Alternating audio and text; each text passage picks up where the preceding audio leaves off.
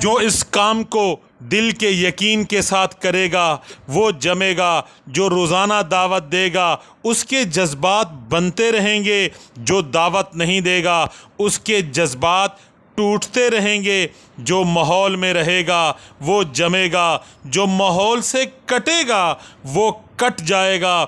امیر کی اطاعت اور مشوروں کا پابند رہنے والا جمے گا، جو کسی کے عیب دیکھے گا وہ کٹے گا، جو اچھائیاں دیکھے گا وہ جمے گا، جو تواضع اختیار کرے گا وہ جمے گا۔ تکبر کے ساتھ چلنے والا نہیں جم سکتا۔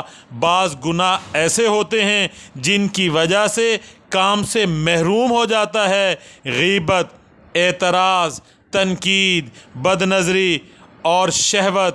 جو ندامت، توبہ اور استغفار کے ساتھ چلے گا وہ جمے گا، جو دوسروں کی غلطی اپنے اوپر لے گا وہ جمے گا، جو دوسروں پر ڈالے گا وہ نہیں جم سکتا۔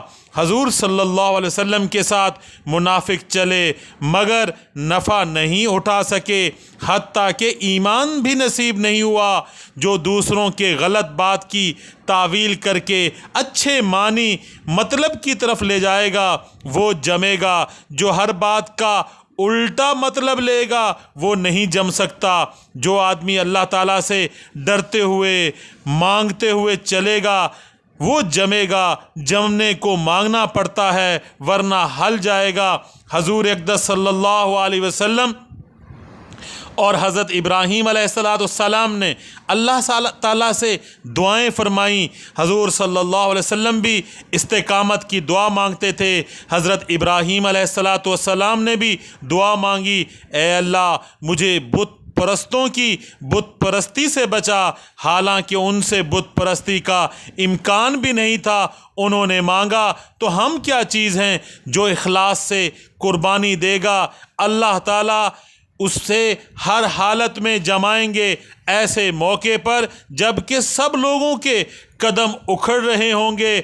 اللہ رب العزت اعلیٰ درجے کی رضا نصیب فرمائیں گے۔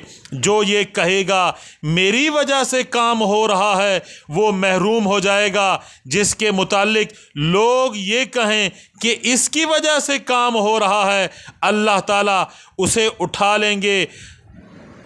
جو نقل پر اکھڑے گا وہ اصل پر کیسے جمے گا؟ ہم تو نقل کرنے والے ہیں۔ جو پوری امت کے غم کو لے کر چلے گا ان کے دل کی کیفیات کو اللہ تعالیٰ پورے عالم پر ڈالیں گے۔